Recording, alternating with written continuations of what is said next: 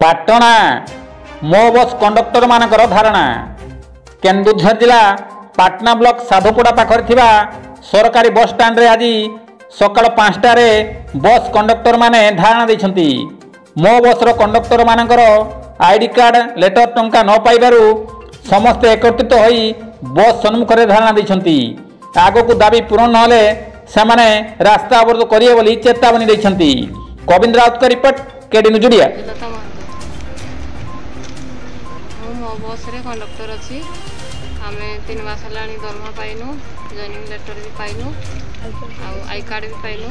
आम कहला मात्रे कहते आपण मैंने चाकरी बाहर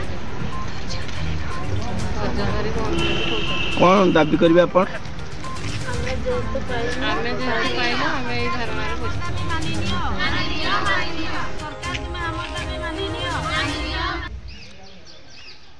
तमें इे नौ नौ इंच